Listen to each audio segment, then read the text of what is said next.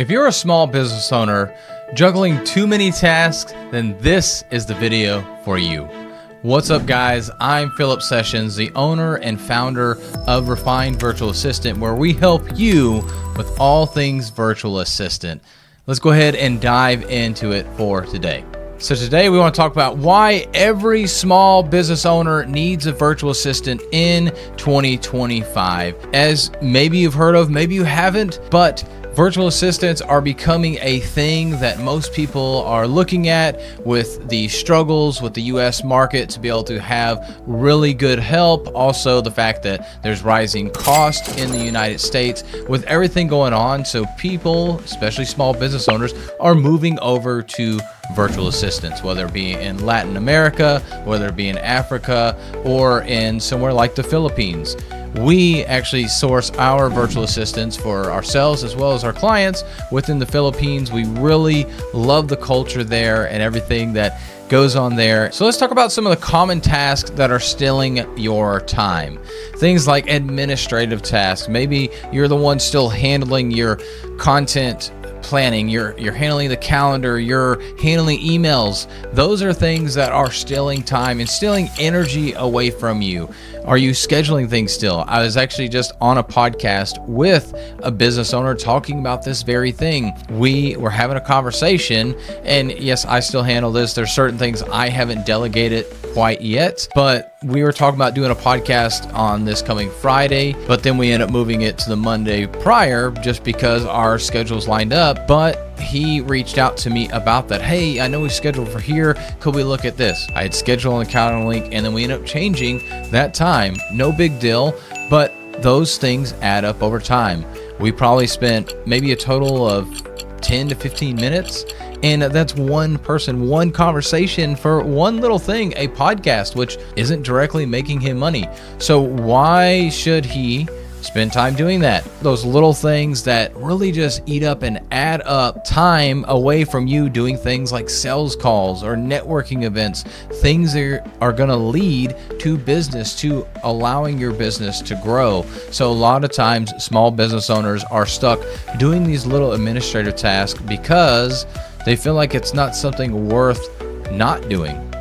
But the thing is that it is worth not doing. You just need somebody else to do that because it still needs to get done. It just doesn't need to be you. And so how can a VA save you time on that? So like we just mentioned right there, that was 10 to 15 minutes. How many times a week are you constantly in Messenger on Facebook or messages over on LinkedIn, or you're in the DMs over of Instagram, or just even not even the DMs, but the comments? People are asking for your time, asking for this, asking for that, when you could let a virtual assistant do that. I personally still answer a lot of my direct messages, but the comments sometimes that come through, especially on groups that I engage with, are actually not me answering, it's my virtual assistant, because I realized this was taking a lot of time, and simply a virtual assistant can answer a lot of those same questions. And if they can't, they let me know, and that way I can go answer those. But we have common questions that are always asked, or hey,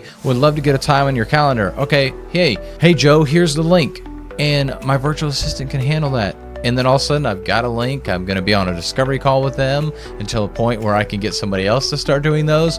But they're able to take these things away from me, and it really saves me a ton of time in the grand scheme of things. So really think about those things that you can do. One of my clients, actually, it was about 2 months ago, where she posted it on social media, but she had been struggling. She had several virtual assistants that she was trying to get to do things, and especially bookkeeping tasks, because she has a tax company, and so she helps with bookkeeping and taxes for her clients, and she wanted to stay more on the tax strategy side. Well, it took her a while. We finally got her a virtual assistant that could help with bookkeeping, and lo and behold, she was able to not only get a lot of those books done, but they were backlog books on top of that. So clients that she had been working with, trying to get through, they fell behind because of some other failed virtual assistants that she was able to get back up to speed on. She was able also to get their emails, or her emails rather, caught up, because she also had them doing a little bit of that as well.